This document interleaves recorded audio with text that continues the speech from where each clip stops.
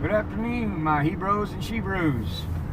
My apologies for not having a video here lately. I've been pretty tired, not feeling a whole real good, but I've been doing a whole lot of study. The content of this video is going to be wicked deceivers and false teachers.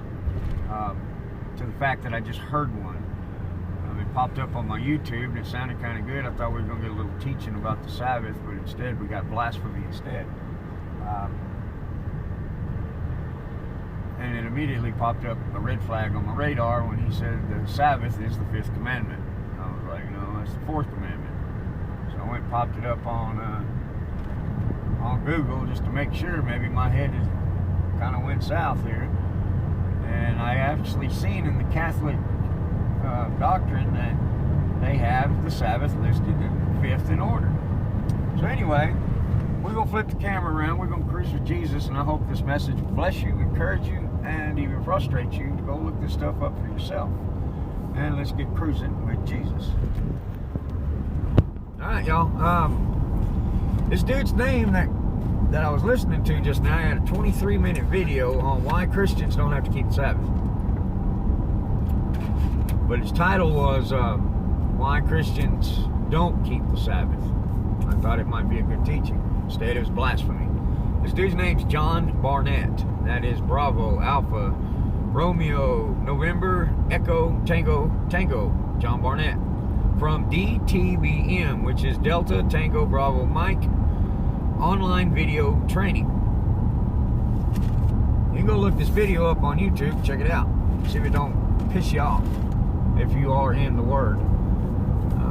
These are the kind of teachings that are running rampant in our church today. And I use church very loosely. As this guy said, these rules and regulations that God laid out were for the Jews. Well, that's an automatic another red flag, because Jews are just one tribe of Judah, of the house of Israel.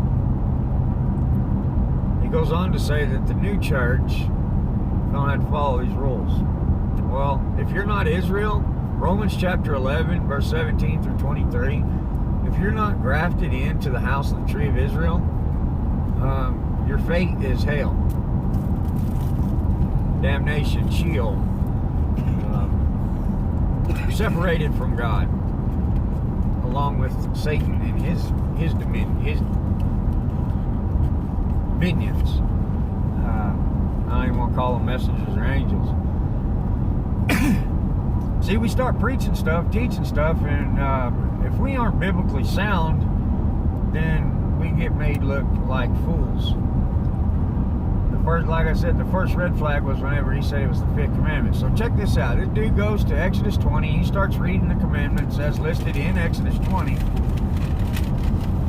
Gets to number 3, reads that one, and then he goes number 4, and he starts stuttering, stumbling, mumbling, looking like a foolish idiot. Well, I guess I was wrong. It's the 4th commandment. Ha ha ha. Look here, moron. If you're going to teach on a subject, at least know what the hell you're teaching.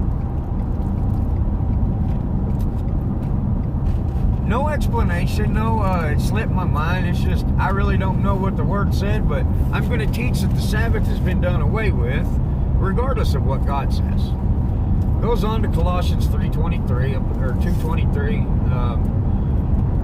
I'm driving, so I don't have my Bible. You can go look it up. It's from Paul. It's in Colossians, either 3:23 or 2:23. It's where Paul says, do not let anybody make fun of you or give you a hard time about what you eat or drink. He goes on to say that that's where Paul says we can eat whatever we want. Eat some pig, eat some bacon, chow down on some lobster. Today's church don't have to follow them laws. Well, you can do whatever you want. God says follow these laws or you go to hell. And if you are the church, and if you are a child of God, you are grafted into the tree of the house of Israel, whether you're adopted in or naturally born in. Today, we don't really know, so we got to go with the idea that, hey, I've been adopted into the house of Israel, held up and taken care of and protected by the root. I don't grab the root grabs me. Read Romans chapter 11. He then goes on to chapter 8 or chapter 10 of Acts, where the scroll or the sheet comes down and God tells Paul that all things have become clean. See there, we get to eat what we want again. Look here, dummies. I'm not calling y'all dummies. I'm calling this dude a dummy. Look here, man. That chapter is talking about Paul making the Gentiles clean for him to go and interact with them, where they had before been defiled and he was not supposed to have anything to do with them. That's what Acts chapter 10 is talking about. I ain't talking about food. Why do I get worked up about this? Because a whole lot of people think they're doing good and they're going to go to hell because of it.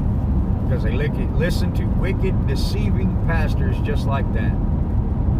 You can eat whatever you want. Go for it. You're in sin when you do. You can observe the Sabbath or you cannot observe the Sabbath. If you don't, you're in sin. If you're in sin, you must repent. If you don't repent, you're on the wide road and you're going to hell and destruction. I didn't say this. God said this. I'm reading His Word. That comes out of Matthew 7, chapter 13. Matthew chapter 7, verse 13 and 14. The wide road leads to destruction. Many find it. The narrow road leads to kingdom. Very few be there that find it. Now, come on. You understand? The whole world is running around saying these things are not for us. We're the new church. We have a new covenant. I believe it's in John chapter 1, chapter 2. He talks about the covenants being fulfilled. All covenants are fulfilled. The Adamic covenant with Adam. The Abrahamic covenant, Abraham. The Mosaic covenant with Moses. New renewed covenant with Christ, giving us the opportunity to be priests and kings, each and every one of us, priests and kings, to have direct access to speak with the Father. That's the new covenant that Christ fulfilled upon the cross, along with all the prophets, what they said and prophesied about the coming Messiah. That's the fulfillment of the renewed covenant. They are one covenant stacked upon each other to make one full covenant. Not one of them is done away with. There are some things in the old covenant, in the Old Testament, that we no longer can do because there is no physical temple. The physical temple is now each and every one of us as the body, grafted in to the tree of the house of Israel. If you're not Israel, you have a problem. Do you follow me so far? Do you feel me? Do you understand what I'm saying? This is not a game, y'all. This is serious. I had my heart attack 2 weeks ago. The doctors all told me I was a walking miracle, that someone up above was watching over me. I agree. God give me another chance. He has given me an opportunity to stay here on this earth just a little bit longer to continue to preach His Word. He opened my eyes to a few things that I was doing wrong, that I'm repenting from, which was being I was working myself to death. I was putting work ahead of Him. Even though I was ministering, even though I was doing what I thought was right, I still put my work ahead of Him, ahead of my family, and I did not observe His laws the way He said to do them.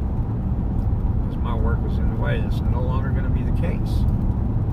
I say this because I wanted to open your eyes. I want what I say to aggravate you to the point where you go look it up to prove me wrong. If you can biblically prove me wrong, then I will look at it. But go ahead and get to searching. You've got lots of digging to do. You've got lots of reading to do. Because I've been doing this for 4 years solid, trying to figure out God's truth, and I ain't nowhere near where I need to be, and I ain't close to knowing it all. Don't get me wrong. But I read anywhere from 10 to 20 chapters of the Bible a day. Sometimes even more.